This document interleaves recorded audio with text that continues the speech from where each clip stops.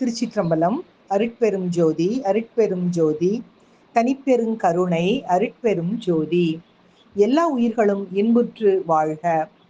ஒரு இளைஞர் வேலை தேடி பல்வேறு இடங்களில் பல நாட்கள் அலைந்து திரிந்தார். எங்கு தேடியும் அவருக்கு வேலையே கிடைக்கவில்லை. நீண்ட நாட்களுக்கு பின் அவருக்கு ஒரு சிறிய நிறுவனம் ஒன்றில் வேலை கிடைத்தது. மிகுந்த மகிழ்ச்சியோடு இறைவனுக்கு நன்றி கூறினார். ஓரிரு நாட்களில் அந்த நிறுவனத்தில் வேலைக்கு சேர்ந்தார்.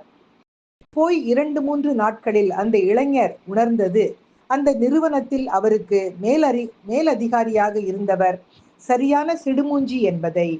எந்த ஒரு சிறு தவறு என்றாலும் உடனடியாக சற்றும் தயங்காமல் திட்டிவிடுவார். மேலதிகாரியின் அத்தகைய குணம் அந்த இளைஞனுக்கு நாளுக்கு நாள் மன உளைச்சலை கொடுத்தது.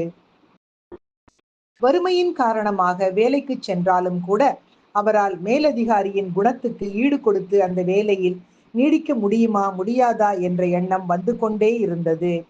இவ்வாறு சென்று கொண்டிருந்த நேரத்தில் ஒரு நாள் அந்த இளைஞர் அருகில் உள்ள கிராமத்துக்கு துறவி ஒருவர் வந்திருப்பதை அறிந்து அவரை பார்க்க சென்றார். அந்த துறவியை பார்ப்பதற்காக நிறைய மக்கள் அங்கு வந்திருந்தனர். ஒவ்வொருவரும் தம்முடைய மனக்குறையை அவரிடம் கூறி ஆலோசனை பெற்று சென்றனர். சிறிது நேரம் காத்திருந்த பின் அந்த இளைஞன் துறவி முன் சென்றான். துறவி இளைஞனை பார்த்து, உனக்கு என்ன மனக்கவலை, ஏன் வாட்டமுடன் உள்ளாய் என்று கேட்டார். ஐயா, எனக்கு நெடுநாட்களாக வேலையே கிடைக்கவில்லை. இப்பொழுதுதான் ஒரு வேலை கிடைத்தது. ஆனால் அந்த வேலையில் எனக்கு மேலதிகாரியாக இருப்பவர் சரியான சிடுமூஞ்சியாக இருக்கின்றார். சிறு தவறு செய்தாலும் உடனே கோபப்பட்டு வார்த்தைகளை நெருப்பென கொட்டி விடுகிறார். என்னால் அந்த நிறுவனத்தில் தொடர்ந்து வேலை செய்ய முடியவில்லை. அதனால் நான் வேலையை விட்டுவிடலாம் என நினைக்கின்றேன் என்று கூறினார். இளைஞர் கூறியதை கேட்ட துறவி சிறிது நேரம் அமைதி காத்தார். மெதுவாக இளைஞரிடம் வேலையை விட்டுவிடலாமா அல்லது வேண்டாமா என்பதை 3 மாதங்கள் கழித்து முடிவு செய்யலாம். அதற்கு முன் உனக்கு ஒரு வேலை கொடுக்கின்றேன். நீ நாளை முதல் அந்த மேலதிகாரியை ஒரு முறையேனும் பாராட்டி விடுவதை வழக்கமாக்கிக் கொள்ள வேண்டும். அப்படி பாராட்டுவதற்காக அந்த மேலதிகாரியிடம் இருக்கும் நல்ல பழக்க வழக்கங்களை உற்று நோக்கு. ஒரு நாளைக்கு ஒரு பாராட்டு என வைத்துக்கொள். 3 மாதங்கள் கழிந்த பின் மீண்டும் வந்து என்னை பார் என்று கூறி அந்த இளைஞனை அனுப்பி வைத்தார் துறவி. மறுநாள் வழக்கம் போல் இளைஞன் நிறுவனத்திற்கு வேலைக்கு சென்றான். மேலதிகாரியுடன் பேசும்போது அவர் அணிந்திருந்த சட்டை நன்றாக இருந்ததால் தங்களுடைய ஆடை தேர்வு நன்றாக இருக்கிறது என பாராட்டினான். மறுநாள் மேலதிகாரி அந்த இளைஞனிடம் கடிதம் ஒன்றை கொடுத்து அதை டைப் செய்து எடுத்து வருமாறு கூறினார். அந்த கடிதத்தை டைப் செய்யும் பொழுது அதன் ஆங்கில நடை நன்றாக இருப்பதை கவனித்த இளைஞன் அவரிடம் மீண்டும் கடிதத்தை கொடுக்கும் போது இந்த கடிதத்தில் எழுதியுள்ள ஆங்கில நடை நன்றாக இருக்கிறது என பாராட்டினான். இப்படியாக தொடர்ந்து 3 மாதங்கள் கழிந்தன. அந்த இளைஞன் மீண்டும் அருகில் உள்ள கிராமத்திற்கு துறவியை தேடிச் சென்றான்.